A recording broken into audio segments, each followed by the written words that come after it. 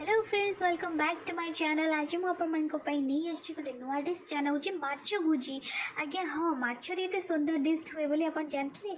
चलते माछ भुजी करवा। प्रथम माछ गुड़ा भलसे भाजी नेली। तापर माछर जो ग्रेवी मु मसला प्रस्तुत कर मत कटा पिज मु हाथ में चोरी काटली कहीं मत बहुत छोट छोट पीस दरकार था। मुझे पिज ग्रेटर बहुत छोट छोट पीस काटिदेली कहीं मत बहुत कोनी कोनी पीस दरकार था पिजर। तापर देखो ये पिज को काटी सारापर पिज को ये प्लेट्रे उजाड़ी तापर कटा टमाटो आप देखुए से रखी जाइए काटिकिना। तापर माछ भजा जो होता माछ टे ठंडा हो सारापर माछ को चुना चुना करके भांगीदेली। आपको बेसी छोट पीस भी करवार नहीं बड़ पीस रखिए न खावाई भल लगे। तापर ये देखो मुझे सजाड़ी रखीदे इनग्रेडिएंट्स कौन कौन दरकार। माछ जो तेल भाजी थी आप तेल पिज पकईकि भलसे भाजी ने। पिज पकई सारापर मुझे पकईली भेटसुंगा पत्र।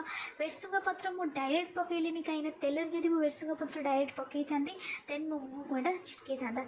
तो पिज पकई सारापर ही मुझे भेटसुंगा पत्र पिजरे पकईदेली। आपन भी हैकटा निश्चय ट्राई करेंगे। तापर देखो कटा ही टमाटो को मुझे पकईदेली। टमाटो पिज और भेटसिंग पत्र को भल से फ्राए होगापी आपड़ 2 ରୁ 3 मिनिट छाड़देवे। तापर ये मसला जातीय जी जिनस जमीक हल्दी हो लंका गुंडी हो लुण हो बस एति मो मसला देती कि भी एक्सट्रा मसला किसी पकईनी। तापर अदा रसुण पेस्ट आप बहुत कम परिमाण लगे बहुत कम। तापर पानी दे सारापर टिके 5 मिनिट में कुक हाँवाई छाड़देली। तापर आम माछ जो भांगिक रखी से माछ भंगा को मुझे पकईदेली आ भलसे गलैदेली। किसी समय आपण को कुक हाँवाई छाड़े कहीं मसला सहित आमर माछ जो पीस छोट छोट पीस भलसे कुक हाँवा दरकार। तो गोली दे सारापर 5 ରୁ 10 मिनिट आपण को छाड़े।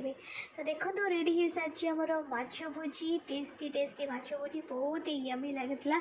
एंड देखो लुकटा केते सुंदर आसी एंड रेडिश रेडिश आसी मतलब बहुत ही देखा जमी होता टेस्ट भी भल होता।